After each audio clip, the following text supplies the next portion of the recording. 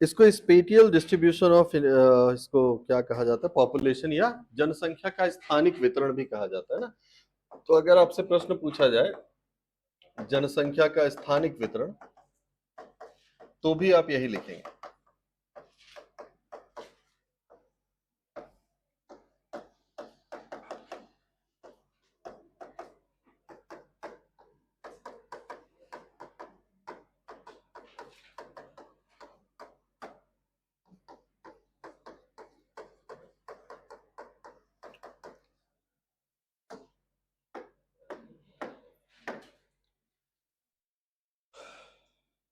ठीक है, अब देखो जनसंख्या को हम लोग जनसंख्या वितरण के आधार पे हम क्षेत्रों की पहचान 5 आधारों पर कर सकते हैं, है ना। जहां पर अब जनसंख्या घनत्व के आधार पे ही तो पता चलेगा ना, कहां पर कम जनसंख्या, कहां पर ज्यादा जनसंख्या। जहां पर डेंसिटी कम है वहां पर लोग कम रहते हैं, जहां पर डेंसिटी ज्यादा है वहां पर लोग ज्यादा रहते हैं, है ना। तो इस तरह से हम इसको डिस्ट्रीब्यूट करते हैं 5 कैटेगरी में। तो पहले तो खैर इसका एक 2 लाइन का इंट्रोडक्शन लिख लीजिए, लिखिएगा इसमें। जनसंख्या का स्थानिक वितरण, जनसंख्या का स्थानिक वितरण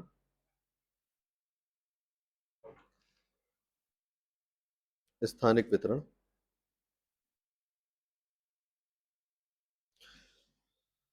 राज्यों और केंद्र शासित प्रदेशों को, राज्यों और केंद्र शासित प्रदेशों को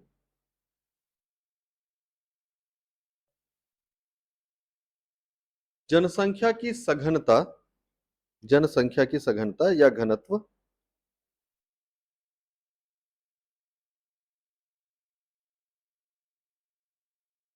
घनत्व के आधार पर, के आधार पर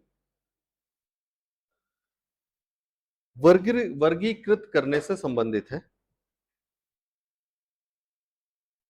वर्गीकृत वर्गीकृत करने से संबंधित है, संबंधित है।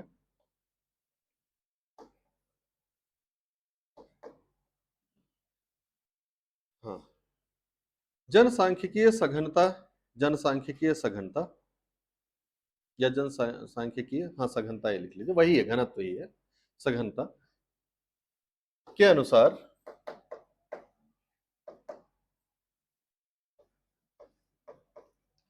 सभी देश के सभी राज्यों और केंद्र शासित प्रदेशों को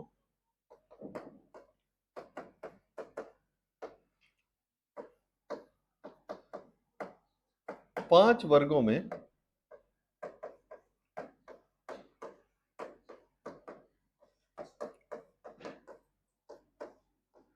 वर्गीकृत किया जा सकता है।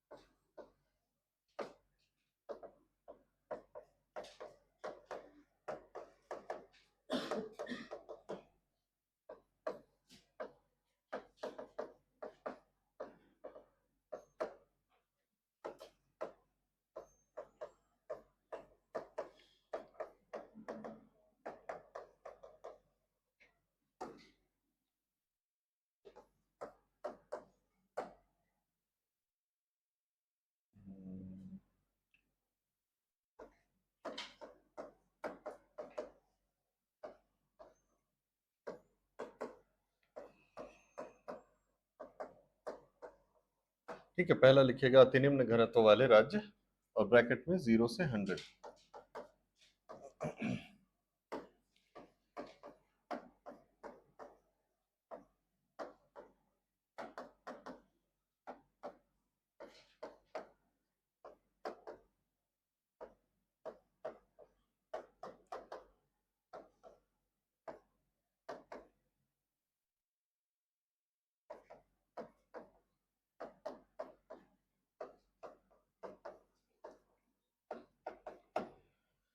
ठीक है, तो पहला, है ना, इसमें लिखिएगा, बस इसमें सिर्फ आपको राज्यों के नाम लिखने हैं। अब ये कठिन प्रश्नों की श्रेणी में आएगा अगर बाय चांस पूछा गया तो, है ना। आपके सिलेबस में जनसंख्या का वितरण करके टॉपिक है, उसका आंसर है ये, है ना।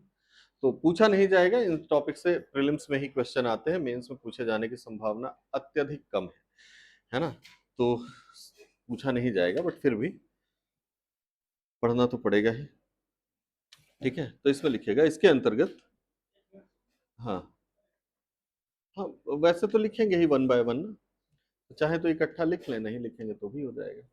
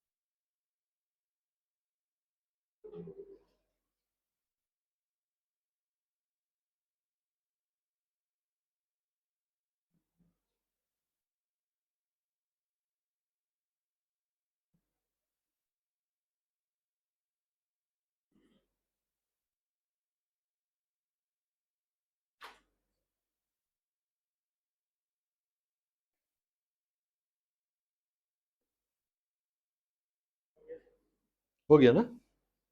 चलिए लिखिएगा, पहला वाला लिखिएगा, पहला नंबर। हाँ,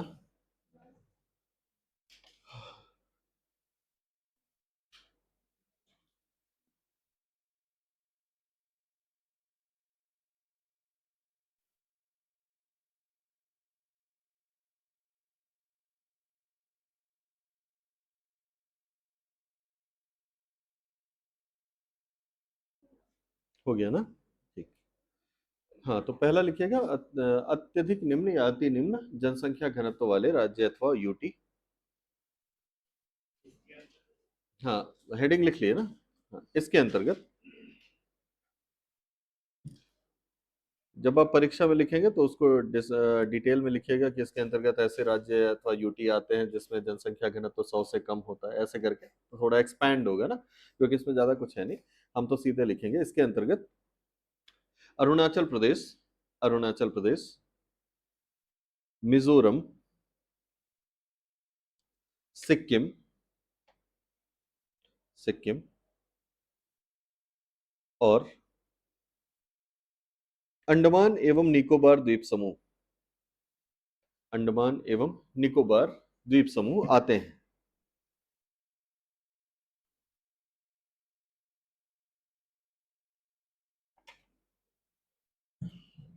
दूसरा लिखिएगा निम्न जनसंख्या वाले क्षेत्र,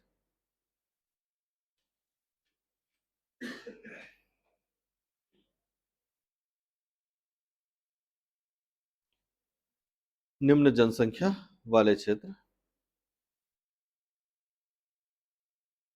और इसमें लिखना इसके अंतर्गत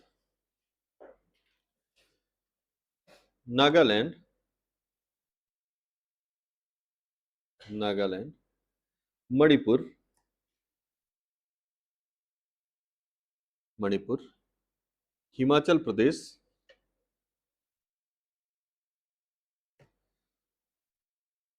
मध्य प्रदेश,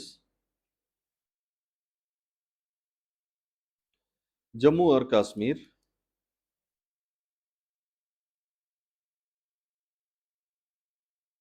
जम्मू और कश्मीर, छत्तीसगढ़, छत्तीसगढ़, राजस्थान और उत्तराखंड, उत्तराखंड जैसे राज्य आते हैं,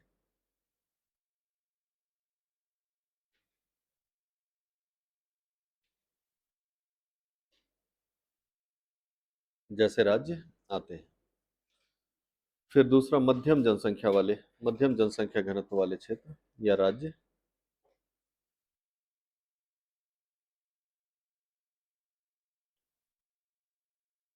इसमें लिखिएगा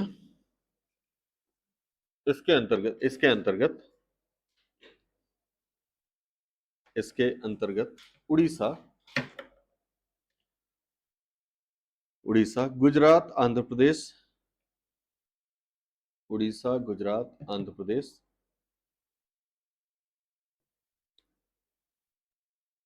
तेलंगाना,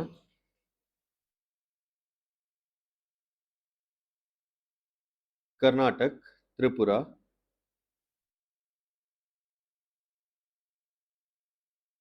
त्रिपुरा, महाराष्ट्र, असम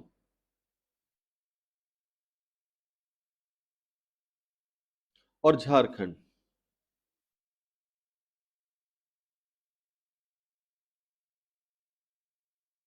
झारखंड इत्यादि आते हैं।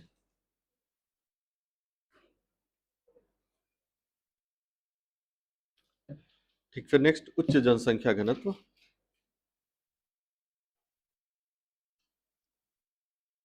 उच्च जनसंख्या घनत्व, ठीक है, वाले राज्य, और इसमें लिखिएगा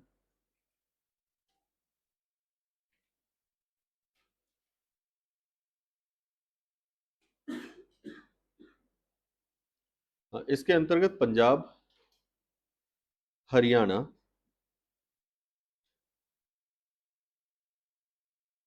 पंजाब, हरियाणा, तमिलनाडु,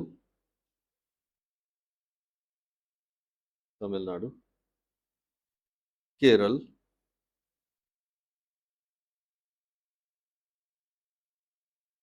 केरल, उत्तर प्रदेश तथा दादरा एवं नागर हवेली, दादरा एवं नागर हवेली आते हैं, और अंतिम लिख लीजिएगा अति उच्च जनसंख्या घनत्व।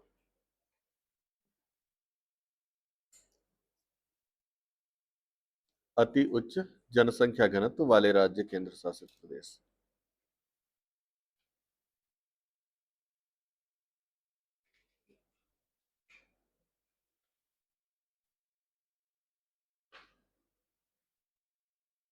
ठीक है, इसमें लिखिए इसके अंतर्गत बिहार, पश्चिम बंगाल, लक्षद्वीप, लक्षद्वीप, दमन एवं दीव, पुडुचेरी,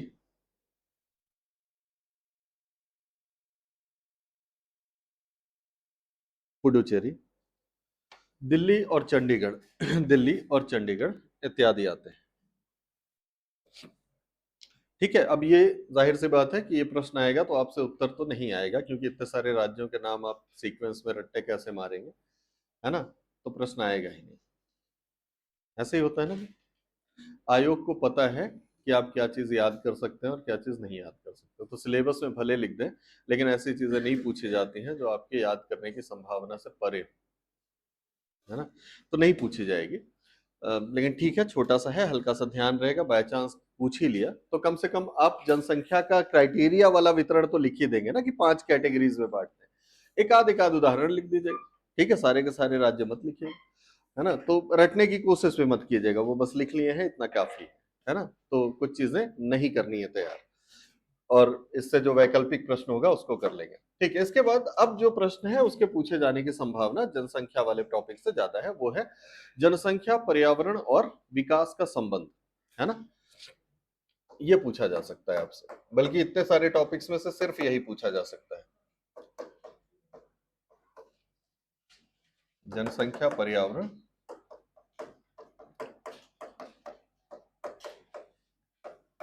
और विकास।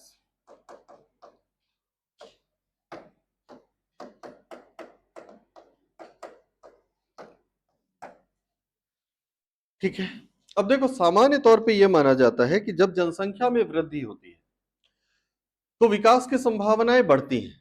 ऐसे ही होता है ना, कि जितना ज्यादा लोग होंगे उतना ज्यादा कार्यशील जनसंख्या का अनुपात बढ़ जाएगा, है ना। जनसंख्या में हम जब जनसंख्या को बांटते हैं तो हम कैसे बांटते हैं, जनसंख्या का वर्गीकरण इस तरह से किया जाता है ना, कि 0 से लेकर के, और इधर अगर हम इसको 100 तक मान लें, वैसे उसको मानने की जरूरत नहीं है, कितने भी जाए, तो 0 से लेकर के 14 वर्ष, और इधर 64। ये जो 14, बल्कि इसको 15 करें, 15 से लेकर के 64 तक की जो आयु वर्ग है, इसको हम क्या कहते हैं? कार्यशील आयु वर्ग।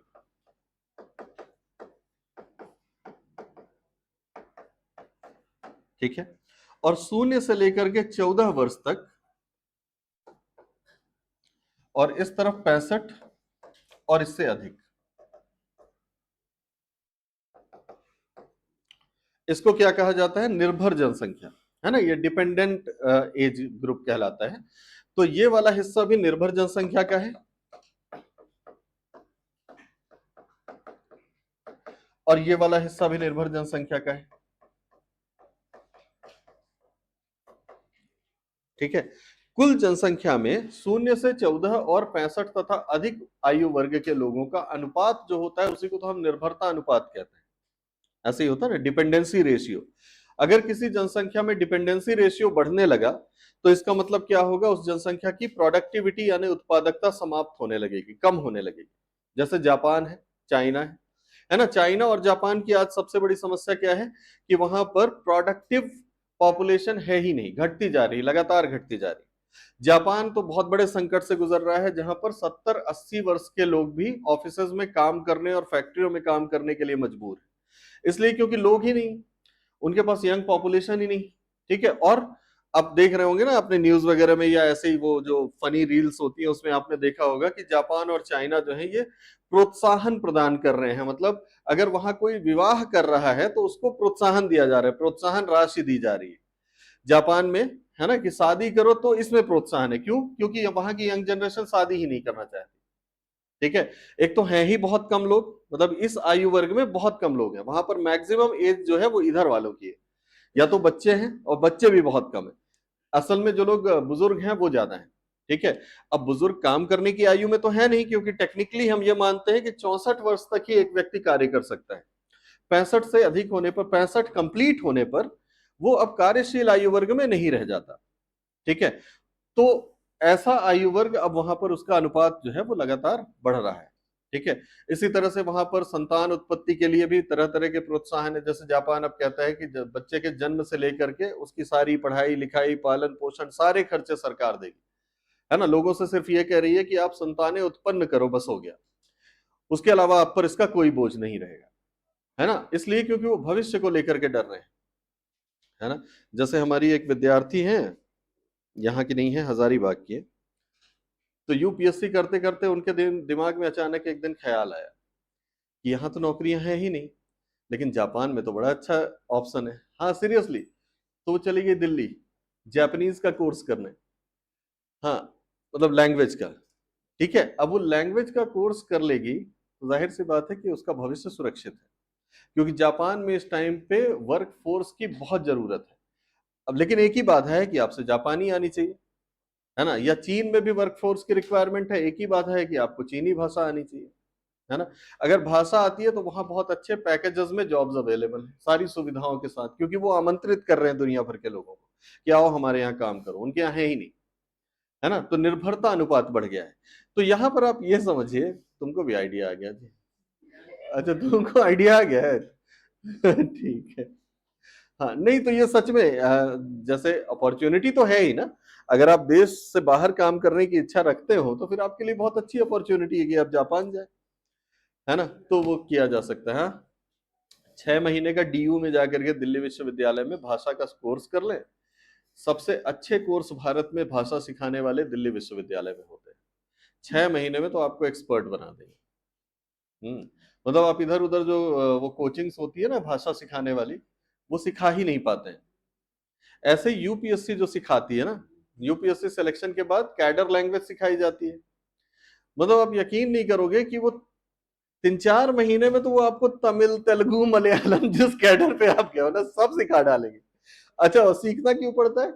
सीखना इसलिए पड़ता है कि अगर आप लैंग्वेज पेपर, उसके बाद पेपर हो गए, अगर वो आप फेल हो गए तो आपकी नौकरी चली जाएगी। ठीक है। तो इस वजह से दबाव भी है। उनके ट्रेनर बहुत एक्सपर्ट है ना। तो ट्रेनर इतने एक्सपर्ट हैं कि आप बहुत तेजी से सीख जाते हैं। तो इसी वजह से, तो खैर ये तो बातें थी। ये जो इसका मतलब समझना था, इसका सिग्निफिकेंस हमको ये समझना था कि इस प्रकार से अगर जनसांख्यिकीय संरचना परिवर्तित होती है तो विकास प्रभावित होता है ना? जैसे जापान का विकास प्रभावित हो रहा है ना, चीन का विकास प्रभावित होगा। उन्होंने जो 1970 के दशक में वन चाइल्ड पॉलिसी अपनाई थी, उस पॉलिसी का असर ये रहा कि वहां पर यंग जनरेशन बिल्कुल साफ हो गई, बच्चे ही नहीं जन्म लिए। एक बच्चे के जन्म के चक्कर में पॉपुलेशन अचानक से बहुत तेजी से गिर गई, लेकिन इकोनॉमी बहुत बढ़ गई। अब इकोनॉमी को उतने लोग भी तो चाहिए ना, वर्कर्स भी तो चाहिए, अब वर्कर्स है नहीं। तो वो समस्या की वजह से, तो अगर जनसांख्यिकीय संतुलन बदलता है, मतलब कि अगर किसी जनसंख्या में कार्यशील आयु वर्ग ज्यादा है, जैसे भारत में अभी कार्यशील आयु वर्ग 50% से ऊपर है ना, इससे अधिक है। 50% से अधिक होने का मतलब यह हो गया कि हमारे यहाँ पर लगभग 56% के आसपास है यंग पॉपुलेशन है ना। बुजुर्ग काफी कम है भारत में, है ना, आपको आप नजर भी आते होंगे, है ना। कोविड के बाद तो और ज्यादा संख्या कम हो गई बुजुर्गों की, नहीं सच है, ये सच है। कोविड के बाद काफी कम हो गया बुजुर्गों की संख्या। तो अब इससे क्या पता चलता है? इससे यह पता चलता है कि निर्भरता अनुपात हमारे यहाँ पर कम है, निर्भर जनसंख्या कम है, और जो वर्किंग एज पॉपुलेशन है वो ज्यादा है। इसी को तो कहा जाता है ना, क्या कहते हैं इसको, जनसांख्यिकीय लाभांश। अगर किसी भी देश की जनसंख्या में कार्यशील आयु वर्ग की संख्या या का अनुपात निर्भर जनसंख्या के अनुपात की तुलना में अधिक हो जाता है, तो हम कहते हैं कि जनसंख्या किस पे चली गई है? डेमोग्राफिक डिविडेंड की स्टेज में चली गई, जनसांख्यिकीय लाभांश की स्थिति में चली गई। जैसे भारत की जनसंख्या वर्तमान में जनसांख्यिकीय लाभांश की स्थिति में है ना। तो इसका मतलब यह है कि हमारी जनसंख्या जो है बड़ी सकारात्मक फेज में चल रही, बहुत पॉजिटिव फेज में चल रही। यंग पॉपुलेशन भरा पड़ा है ना। आप चारों तरफ देखिए, हर जगह आपको यंगस्टर्स ही नजर आएंगे ना। बुजुर्ग अब धीरे धीरे गायब होते जा रहे हैं, मतलब ये कि नौकरियों में नहीं है बुजुर्ग। आप किसी भी ऑफिस में चले जाइए, सरकारी हो या प्राइवेट, वहां पे सब यंग लोग हैं, है ना। कलेक्ट्रेट में चले जाइए, वहां क्लर्क से लेकर के चपरासी से लेकर के कलेक्टर तक सब यंग है ना। तो ये जो है ये एक पॉजिटिव फेज है। लेकिन दूसरी तरफ एक समस्या इसके साथ आती है। अगर हम इस जनसांख्यिकीय लाभांश का वास्तविक लाभ उठाना चाहते हैं तो हमको कुछ चीजें इस पे इनपुट करनी पड़ती हैं। क्या क्या चीजें? एक तो हमको इनको शिक्षा देनी होगी, है ना। फिर दूसरा, इनके स्वास्थ्य का ख्याल रखना होगा, और तीसरा, इनके लिए रोजगार भी तो देना पड़ेगा, है ना। भारत कहीं इस मामले में आपको फेल दिखाई देगा कि हम जनसांख्यिकीय लाभांश की स्थिति में तो हैं, जनसांख्यिकीय संरचना तो हमारी ऐसी है जिसमें हम कह सकते हैं कि हम डेमोग्राफिक डिविडेंड में हैं, लेकिन ना हमारी जनसंख्या का बहुत बड़ा वर्ग ना तो अच्छी तरह से शिक्षित है, ना उसको व्यावसायिक शिक्षा प्राप्त हुई है, ना वो स्वस्थ है बहुत ज्यादा। ठीक है, स्वस्थ क्योंकि आपको मेंटल और फिजिकली कैपेबल भी तो होना है ना। इकोनॉमी में तो आप कब तब कंट्रीब्यूट करोगे ना जब आप फिजिकली और मेंटली फिट होगे। अगर आप फिजिकली उतने साउंड नहीं है, उतने मजबूत नहीं है, या मेंटली उतने मजबूत नहीं है, तो आप उतना कंट्रीब्यूट नहीं कर पाओगे ना जितनी आपसे अपेक्षा है। तो शिक्षा और स्वास्थ्य की कमी, और तीसरी चीज, पढ़ लिख लिए तो रोजगार नहीं है ना। अब इंजीनियर्स हैं अपने यहाँ पे, ठीक है, इंजीनियर्स सिर्फ डिग्री ले लेके बैठे, आता जाता कुछ नहीं है ना। तो आप इलेक्ट्रिकल इंजीनियर से बोलो कि वो बोर्ड का वायर ठीक कर दो तो फ्यूज उड़ा देगा, ठीक है। तो ऐसा ही है कि उसको इतनी भी इंजीनियरिंग नहीं सिखा पा रही है कॉलेज, उसकी गलती थोड़ी ना है, गलती तो कॉलेजेस की है ना, कि कॉलेजेस खोल खोल के बैठ गए ना, उनके पास इक्विपमेंट है ना उनके पास प्रोफेसर है, ठीक है। तो क्या होगा इस जनरेशन का? फिर उसके बाद मुफ्त की डिग्रियां बांटी गई है ना। एजुकेशन सिस्टम का एक ड्रॉबैक ये है कि हमारा एजुकेशन सिस्टम डिग्री बेस्ड है, स्किल बेस्ड नहीं है ना, कौशल नहीं सिखाता, सिर्फ डिग्री देता है ना। तो जब जब व्यक्ति कुशल ही नहीं होगा तो अर्थव्यवस्था में कैसे योगदान करेगा? तो एक बड़ा संकट जो है वो है ना। अच्छा, दूसरी चीज, अगर हमने ये तीन चीजें इसमें अच्छे से इनपुट नहीं करी तो यही जनसांख्यिकीय लाभांश किस पे कन्वर्ट हो जाता है? ये हो जाता है जनसांख्यिकीय भार में। ये भार बन जाता है, बर्डन बन जाता है। किस पर? देश पर, अर्थव्यवस्था पर, संसाधनों पर, सरकार पर, है ना। क्योंकि फिर इनको क्या करना पड़ेगा? इनको संभालने के लिए पुलिस लगानी पड़ेगी, है ना, क्योंकि नहीं तो ये कॉकरोच हो जाएंगे। सिंपल सी बात है ना कि ये सरकार का, भाई कॉकरोच पार्टी जो है वो किसका फेलियर है? सरकार का। अब यंगस्टर्स को हम दोष देते रहे कि नहीं तुम लोग ये क्या कर रहे हो, ये तो गलत बात है ना भाई, तुमने उन्हें कुछ करने लायक छोड़ा ही नहीं है, वो यही ना करेंगे, तो बोझ बनेंगे। ये तो मतलब आप एक चीज देखेंगे, ये 2011 की जनगणना के बाद ही हमारी समझ में आ गया था कि हम जनसांख्यिकीय लाभांश की तरफ जा रहे हैं। तो सरकारों को उस टाइम पे ध्यान देना चाहिए, है ना, कि जब पता है कि यंग पॉपुलेशन बढ़ती जा रही है तो इनके शिक्षा, स्वास्थ्य, रोजगार की सुविधाएं उत्पन्न करो, ध्यान दो। सरकारों ने कुछ प्रयास किए भी, लेकिन कुछ खास उसका रिजल्ट दिखाई नहीं देता, है ना। तो फिर ये क्या करेंगे, फिर ये असामाजिक तत्वों में परिवर्तित हो जाएंगे, ये गुंडागर्दी करेंगे, शराब का सेवन करेंगे, है ना, क्योंकि और कोई काम ही नहीं है। हालांकि काम दिया सरकार ने, मोबाइल फोन और डेटा, ठीक है कि कुछ तो नियंत्रित रहेंगे ये लोग, है ना, तो नियंत्रित करने का प्रयास तो किया गया, लेकिन नियंत्रित हो नहीं पा रहे। लेकिन जो भी है वो सब तो कहने की बात है, ये बोझ बन गया है। अब सरकारें किस पर विचार कर रही हैं, विचार इस बात पर कर रही हैं कि क्यों ना इनको कुछ स्कॉलरशिप दे दी जाए, क्योंकि नौकरी तो दे नहीं पा रहे, है ना, तो मंथली स्कॉलरशिप देने पर विचार हो रहा है, पिछले 2015-16 से ही होने लगा है। अब तक ऐसा किया नहीं गया है, लेकिन हो सकता है कि अगले चुनाव के टाइम पे ये घोषणा भी हो जाए कि अब जो घोषणा तो हुई भी है ना एक दो जगह पे किसी राज्य में, चुनाव के पहले वो घोषित कर देंगे कि इस बार अब जो यंग जनरेशन है, यंगस्टर्स जो है, जो ग्रेजुएट है, उनको हम 5,000 रुपया महीना स्कॉलरशिप देंगे जब तक कि उनका रोजगार या नौकरी से उनका मतलब नहीं लग जाते वो लोग। क्या चीज है, हाँ जो भी है ठीक है। तो यही है ना, मतलब कुल मिलाकर के यहाँ पे समझना ये है, समझने की बात, ये तो सब एक्स्ट्रा चीजें हैं, है ना, यहाँ समझना ये है कि जनसांख्यिकीय संरचना निर्धारित करती है कि विकास किस तरफ होगा, है ना, विकास कितना तेज होगा, विकास का क्या प्रभाव प्रभाव होगा, ये सब जनसांख्यिकीय संरचना निर्धारित करेगी, ठीक है। दूसरी चीज, जनसंख्या के अधिक होने या कम होने से पर्यावरण भी प्रभावित होता है। देखो दो तरीके से, पहली चीज, जनसंख्या ज्यादा तो विकास ज्यादा, है ना, और विकास का साइड इफेक्ट क्या है, पर्यावरणीय अवनमन, है ना, सतत विकास वगैरह अपन इसीलिए तो पढ़ते हैं ना, सतत विकास, समावेशी विकास, ये सब इसीलिए तो पढ़ते हैं। तो जनसंख्या अगर ज्यादा है, ठीक है, तो जनसंख्या के होने से विकास की संभावनाएं बढ़ेंगी, लेकिन विकास की संभावनाएं औद्योगिकरण को उत्पन्न करती है। जितना ज्यादा विकास होगा उतना ज्यादा औद्योगिकरण होगा, है ना, जितना औद्योगिकरण होगा उतना ज्यादा शहरीकरण होगा, ठीक है। और औद्योगिकरण और शहरीकरण दोनों के साइड इफेक्ट्स होते हैं। औद्योगिकरण का साइड इफेक्ट क्या है, पर्यावरणीय अवनमन,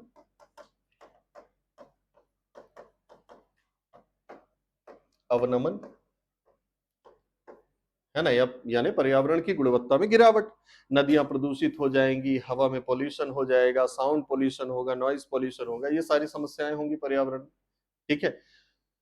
तो ये भी हमारे खर्चे को बढ़ाएंगी, हमारे देश की जीडीपी का एक बड़ा हिस्सा जो है वो खर्च होने लगेगा। पर्यावरण को सुधारने के लिए हमको गंगा क्लीनिंग मिशन चलाना पड़ेगा, यमुना क्लीनिंग प्रोजेक्ट लगाना पड़ेगा, 15-15, 20-20 हजार करोड़ रुपए उधर जाएंगे, है ना, जंगल कटेंगे तो जंगल लगाने के लिए वृक्षारोपण लगाना पड़ेगा, सब योजनाएं चलानी पड़ेंगी। तो जो पैसा हम दूसरे कार्यों में खर्च कर सकते थे, वो अब हमको पर्यावरण को सही करने में खर्चा करना पड़ रहा है, ठीक है। तो अच्छा, दूसरा शहरीकरण, शहरीकरण से भी बहुत सारी परेशानियां होती हैं। जैसे इसका एकदम दिखने वाला साइड इफेक्ट तो है मलिन बस्तियां, झुग्गी झोपड़ी जिसको कहते हैं, है ना, हर शहर के बाहर आप देखोगे तो बहुत बड़े पैमाने पे आपको मलिन बस्तियां दिखाई देंगी। मलिन बस्तियों के साथ साथ यहाँ पर सांस्कृतिक संकट भी आ जाता है ना, क्योंकि शहरों में जब आसपास के लोगों या गांव, आसपास के गांव या पिछड़े हुए इलाकों से जब लोग जाते हैं तो वहां की सांस्कृतिक जो पहचान है उसको प्रभावित करने लगते हैं। जैसे दिल्ली जाइए आप, तो वहां पे आपको कोई विशिष्ट सांस्कृतिक लक्षण नजर ही नहीं आएगा, मिक्स हो गया है सब कुछ ना, इतने सारे राज्यों से लोग आ गए हैं कि सब कुछ मिक्स हो गया, ठीक है। तो सांस्कृतिक संकट भी आता है, नदी नाले ये सब जो समस्याएं हैं वो भी आने लगती है, जल प्रदूषण की। फिर ये लोग जाते हैं जो प्रवासी, उनको कई बार होता है कि रोजगार प्राप्त नहीं होता, घर से तो निकलते हैं रोजगार की तलाश में, लेकिन वहां जाने के बाद ठीक ठाक रोजगार मिलता नहीं है, तो फ्रस्ट्रेशन होता है। एक तो फैमिली से दूर है ना, तो फैमिली से दूर होने का फ्रस्ट्रेशन, तो इसमें नशा जैसी गतिविधियों में ये शामिल हो जाता है, तो सामाजिक असामाजिक गतिविधियां भी बढ़ने लगती हैं। तो शहरीकरण का ही दूसरा साइड इफेक्ट जो है वो असामाजिक गतिविधियां भी है।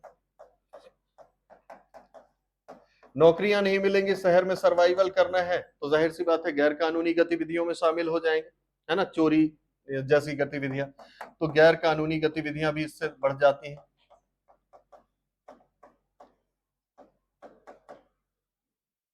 है ना। तो इस प्रकार आप देखोगे तो बहुत सारी चीजें जो हैं वो आपस में जुड़ी हुई है, यानी ये तीन शब्द जो हैं, ये तीनों शब्द आपस में जुड़े हुए हैं। तो अगर हमको संतुलित, सतत और समावेशी विकास प्राप्त करना है ना, कि विकास जो है वो संतुलित हो, समावेशी हो, सतत हो, तो फिर हमको क्या करना पड़ेगा, फिर हमको ये तीन चीजों पे बैलेंस बिठाना पड़ेगा कि जनसंख्या वृद्धि को भी संभालना है, विकास को भी सही तरीके से लेकर के चलना है, सतत विकास का कॉन्सेप्ट लेकर के चलना है, ग्रीन इकोनॉमी में शिफ्ट करना है ताकि पर्यावरण को भी सुरक्षित रखा जा सके, है ना। तो अगर हमको संतुलित विकास चाहिए तो हमको तीनों में बैलेंस बनाना होता है। तो यही इस टॉपिक का कोर है ना। बाकी चीजें तो हम लोग लिखेंगे, मतलब हमारे सर्वाइवल के लिए जरूरी है। अगर जैव विविधता नहीं होगी तो मनुष्य का अस्तित्व संकट में चला जाएगा। भाई देखो सिंपल है ना, जैव विविधता की आवश्यकता इसलिए है क्योंकि जितना ज्यादा डाइवर्सिटी होगी उतना ज्यादा फूड वेब जो है ना, खाद्य जाल उतनी अच्छी तरीके से फंक्शन करेगा, कार्य करेगा, है ना। अब देखिए मान लीजिए कि जैव विविधता खत्म हो रही है, मान लेते हैं कि ऐसा मान लीजिए आप कि शेरों की आबादी खत्म हो जाए। मतलब सोचिए सरकार क्यों शेर बचाने में लगी हुई है, शेर, चीते, बाघ, ये सब क्यों बचाने में लगी हुई है, इतना पैसा लगा रही ना। जैव विविधता इसलिए थोड़ी कि हम जू जाएंगे तो देखने को मिलेगा, फूड चेन मेंटेन रखने के लिए ना भाई, खाद्य श्रृंखला मेंटेन रखने के लिए। अगर मान लो कि शेर खत्म हो गए तो इसका क्या दुष्परिणाम होगा, हिरणों की आबादी बढ़ जाएगी, हिरण की, खरगोश की, क्योंकि इनको कोई नहीं खाएगा, इनकी आबादी बढ़ जाएगी, इनकी आबादी बढ़ जाएगी तो क्या होगा, ये सारी घास खा जाएंगे, है ना, सारी घास खा जाएंगे। और जब सारी घास खत्म हो जाएगी तो ये भी मर जाएंगे, और ये मर जाएंगे तो ना हमारे पास ग्रीन वेजिटेबल होगा खाने को और ना मांस होगा खाने को। मतलब ये कि एक जीव जो है, मतलब मनुष्य तो चलो इसमें लास्ट में आ रहा है ना, कि हम हो सकता है बहुत दिनों तक सर्वाइवल कर पाए क्योंकि मनुष्य बौद्धिक प्राणी है तो अपने लिए अल्टरनेट सोर्सेस ढूंढ लेगा। लेकिन ऐसा नहीं है कि हम इटर्नल अपना सोर्स ढूंढ सकते हैं, एक सीमा तक हम थोड़ा सा खींच सकते हैं, बस हो गया, है ना। तो वही होगा कि घास खत्म हो जाएगी तो जितने भी कैटल्स हैं वो मर जाएंगे, है ना। अगर कैटल्स मर गए तो फिर अच्छा वो भी छोड़ो, अगर घास और फूल वाले पौधे ये सब हिरन खा गए, है ना, तो जो भंवरे हैं, जो पराग, ये और ये जो क्या कहते हैं, मधुमक्खियां, मधुमक्खियां, हाँ, जो फ्लाइज होती है ना, तो ये भी मर जाएंगी, है ना। और आइंस्टीन क्या बोल के गए थे, आइंस्टीन बोल के गए थे ठीक है, आइंस्टीन बोल के गए थे कि अगर हनी बीज जो है, मधुमक्खियां अगर समाप्त हो गई पृथ्वी से तो मनुष्य का जीवन 1 सप्ताह के अंदर समाप्त हो जाएगा, क्योंकि वो लास्ट है ना। मतलब वो ये कह रहे हैं, वो एक्सट्रीम, वो एक इंडिकेशन दे गए, मतलब कि ये सब तो सब एक दूसरे से जुड़ा है भाई, सब कुछ धीरे धीरे खत्म होगा। मधुमक्खियां अगर समाप्त हो गई, मतलब वो मधुमक्खी को सेंटर में रखना है कि मधुमक्खियां समाप्त हो गई अगर, तो उसके भी कारण होंगे ना, लेकिन वो परिणाम की बात देखो, तो उससे जो परागण है वो रुक जाएगा, है ना। तो परागण अगर रुक गया तो और पौधों का जन्म नहीं होगा, है ना, पौधों का जन्म खत्म हो जाएगा। और जब पौधे ही नहीं रहेंगे तो फिर मनुष्य क्या खाएगा, ऊर्जा जो है, देखो एक चीज तो तय है ना कि पृथ्वी पर भोजन निर्माण सिर्फ और सिर्फ हरे पौधे करते हैं, हवा के माध्यम से। हाँ नहीं, ठीक कह रहे हो आप, हवा के माध्यम से भी होता है, लेकिन क्या है ना, फिर प्रोडक्टिविटी रेट इफेक्ट होता है ना। मतलब धीरे धीरे तो समाप्त हो ही जाएगा ना सब कुछ। अब आइंस्टीन का क्या कहना था, वो तो वैसे उसको एक कहावत के तौर पे प्रयोग किया जाता है, आइंस्टीन सच में कह के गए भी थे कि नहीं, नहीं मालूम ठीक है, तो कहा जाता है, मैं तो वो किसी फिल्म के सीन में सुना था ठीक है, हाँ, नहीं लेकिन हाँ ठीक है, वो कह भी गए होंगे, वो ऐसे ही कह दिया करते थे ठीक है, तो कुछ भी, तो नहीं लेकिन ठीक कह रहे। देखो क्या होगा ना कि परागण नहीं होगा तो सारे पौधे समाप्त, है ना, सारे पौधे समाप्त तो धीरे धीरे प्राइमरी फूड प्रोड्यूसर, जो प्राथमिक भोजन निर्माता पौधे हैं ना, वो समाप्त हो जाएंगे। तो हम तो प्राथमिक भोजन निर्माता से ही भोजन ले रहे हैं ना, है ना। अगर आप मांस भी खा रहे हैं तो मांस में भी ऊर्जा कहाँ से आई है, उन्हीं पौधों से आई है ना। अगर पौधे ही नहीं होंगे तो फिर शाकाहारी जीव खत्म, शाकाहारी जीव खत्म तो मांसाहारी जीव खत्म, है ना, तो कहानी खत्म। तो उत्तर जीविता है ना, सर्वाइवल के लिए जरूरी है। तुम क्या आंसर लगाए थे, परीक्षा में आया था क्या लगाया है? हाँ, क्या आया था? हाँ, आंसर क्या दिया है वो? अभी आंसर नहीं आया। विकास तो डेवलपमेंट है, डेवलपमेंट नहीं है इसका आंसर। किसी भी कीमत पे नहीं होगा। उत्तरजीविता ही है। उत्तरजीविता का इंग्लिश वो है ना, क्या है? सर्वाइवल ना। सर्वाइवल अगर है तो फिर उत्तरजीविता आंसर है ना। तो ऐसे ही है। चल, इसके बाद करेंगे अधिवास। अधिवास, ये सब अब बकवास टॉपिक्स जो हैं ये करने हैं अपन को। छोटे छोटे हैं लेकिन करना तो है। थोड़ा बहुत तो कर ही लेते हैं, इतना कि बाय चांस क्वेश्चन आ जाए तो आप डील तो कर ही पाओ, है ना। अधिवास।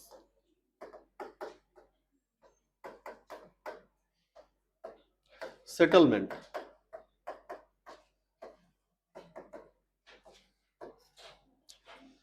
अधिवास का मतलब होता है बस्ती। बस्ती। कौन सी बस्ती? वो वाला आग लगे बस्ती में वाला। बस्ती,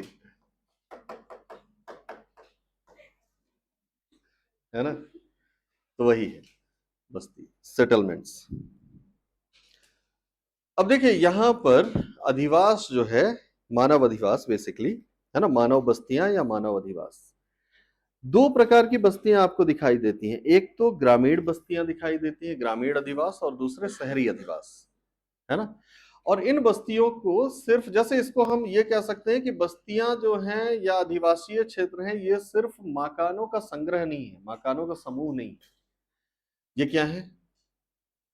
ये सामाजिक सांस्कृतिक संबंधों और आर्थिक गतिविधियों का केंद्र भी है ना।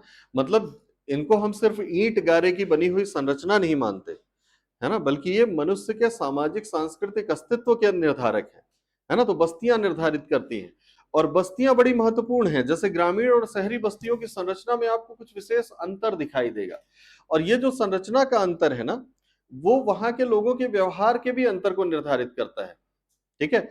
जैसे आप किसी गांव जाओ ना, तो गांव में आपको जो वो होता है ना, रूरल मॉर्फोलॉजी, जो आपका ग्रामीण आकारिकी जिसको कहते हैं ना, ग्रामीण अधिवासीय आकारिकी, ग्रामीण बस्तियों में आपको एक विशेष लक्षण दिखाई देगा कि गांव का जो सेंटर है, सेंटर में कुछ चीजें होती हैं, एकदम परफेक्ट चीजें होती हैं। पहली चीज, या तो गांव के सेंटर में मंदिर होगा, या तो गांव के केंद्र में कोई तालाब होगा, ठीक है, या तो गांव के केंद्र में गांव के सबसे प्रभावशाली व्यक्ति का घर होगा, है ना। ऐसे ही होता है ना जी। इस नहीं होता। होता है, होता है, होता है, ऐसे ही होता है। मतलब केंद्र का मतलब एकदम ऐसे गोला वाला केंद्र नहीं होता। अर्बन, वो जो बस्ती का जो स्प्रॉल है ना, विस्तार है, वो इसी के अराउंड होता है, इसी के चारों तरफ। तभी तो आप भारतीय ग्रामीण संरचना में एक चीज और नोटिस करेंगे ना, कि हमेशा सवर्ण माने जाने वाली जातियां गांव के केंद्र में निवास करती हैं, और जो दलित माने जाने वाली जातियां हैं वो गांव के बाहर की तरफ निवास कर रही होती है ना। अब जाहिर सी बात है कि एकदम ये फॉर्मेट आपको अब हमेशा नहीं दिखेगा, क्योंकि गांवों का शहरीकरण हो रहा है ना, गांवों में शहरी प्रभाव आ रहा है। तो अब ये चीजें बदलने लगी। पहले क्या था कि जातीय संरचना जो निर्धारित करती थी, और उसकी वजह से सेंटर पे आपको गांव के सबसे प्रभावशाली वर्ग का, सबसे प्रभावशाली व्यक्ति का, है ना, इनका घर दिखाई देता था। कि गांव का मुखिया, वो वाला नहीं, इलेक्टेड वाला तो अब बदल गया ना, अब तो किनारे से भी हो सकता है, लेकिन जिसको गांव की जनसंख्या मुखिया के तौर पे स्वीकार कर लेती है ना, तो उसका घर हमेशा सेंटर पे दिखेगा, बाकी सब उसके चारों तरफ होंगे। ठीक है। या जल स्रोत हो, या मंदिर हो, है ना। तो कोई प्राचीन मंदिर है, प्रमुख मंदिर है। अब तो बहुत सारे मंदिर हो गए, तो आप ये कैसे कह सकते हैं, लेकिन जो सबसे प्रमुख मंदिर होगा उसी के आसपास गांव, ग्रामीण बस्तियों का निर्माण होगा। ठीक है। अब ये बस्तियां भी कई तरह की हैं। कुछ बस्तियां रेखीय आपको दिखाई देंगी। रेखीय कहने का मतलब कि एक ऐसे गली सड़क टाइप की गई हुई है, इसी के दोनों तरफ आपको घर घर दिखाई दे रहे, बस हो गया, है ना। कभी आप बस और ट्रेन से यात्रा करते समय अगर आप देखेंगे तो एक आपको ट्रेन या बस से ऐसे दिखेगा कि एक पहाड़ी क्षेत्र है, आसपास कुछ नहीं दिखाई दे रहा है, ना कोई गांव ना कोई शहर, लेकिन यहां पर दो घर बने हुए हैं बस। ये भी ग्रामीण बस्ती का प्रकार है ना। खासतौर पे आदिवासी बस्तियां जो हैं, जो एकदम से प्योर ट्राइबल्स होते हैं ना, मतलब एकदम आइसोलेटेड ट्राइबल्स जो होते हैं, जैसे बहुत सारे ट्राइबल्स तो अब शहरों से जुड़ गए हैं, है ना, तो जो ऐसे ट्राइबल्स हैं जो आइसोलेटेड हैं, आदिवासी परिवार, वो ऐसे भी रह रहे होते हैं। कई बार आपको सर्कुलर बस्तियां दिखाई देंगी कि इस तरह से बसी हुई है ना, घर घर ऐसे आपको दिखाई देंगे, है ना। तो ये जो आपको अलग अलग आकार दिखाई दे रहे हैं ना, इन्हीं को हम ग्रामीण बस्तियों की आकारिकी कहते हैं, मॉर्फोलॉजी ऑफ रूरल सेटलमेंट्स कहते हैं, है ना। इसी तरह से आप शहरी क्षेत्रों में देखेंगे तो आपको अलग स्ट्रक्चर दिखाई देगा, है ना। शहरी क्षेत्रों में एक तो आजकल आपको प्रशासनिक बस्तियां दिखाई देने लगी है ना, प्रशासनिक आधार पे, है ना। जैसे मतलब जो सरकार का वर्गीकरण है, जिसमें हम मेट्रोपॉलिटन सिटी कहते हैं, है ना, tier 2 city, tier 3 city, tier 1 city, ये सब, है ना, प्रशासनिक आधारों पे नगर निगम, नगर पालिकाएं, नगर पंचायत, ग्रामीण पंचायत, इस तरह से भी, है ना, अलग अलग तरीके से हम बस्तियों को कैटेगराइज करते हैं। तो बेसिकली अभी जो हम लोगों को पढ़ना है वो बस्तियों का कैटेगराइजेशन है। छोटा सा टॉपिक है, हल्का सा आइडिया आपको हो जाए बस हो गया, परीक्षा में पूछे जाने की संभावना ना के बराबर, ठीक है ना। तो पूछे जाने की संभावना बिल्कुल नहीं है, लेकिन उसके बावजूद आप पढ़ेंगे। दूसरी चीज, इनकी अगर मान लो आपको बहुत डिटेल्ड स्टडी करनी ही हो ना इन टॉपिक्स की, तो इन टॉपिक्स के लिए सबसे बढ़िया बुक जो है वो कक्षा 12 की एनसीईआरटी है ना, कक्षा 12 की एनसीईआरटी, जिसको कहा जाता है मानव भूगोल के मूल सिद्धांत।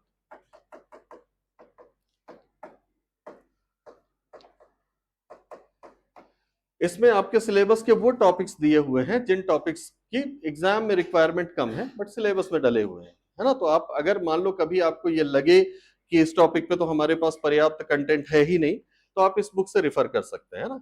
इसके अलावा कोई और, फिर बाकी बुक बहुत जटिल है तो बाकी बुक्स आप नहीं ले सकते, वो बहुत जटिल हो जाएंगे।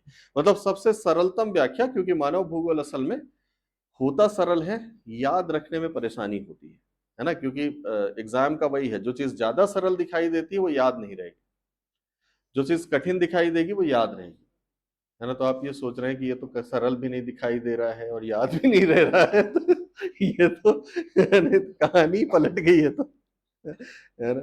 नहीं, ये बहुत सरल है, थोड़ा सा लिखते हैं ना, लिखते लिखते आसानी से हो जाएगा।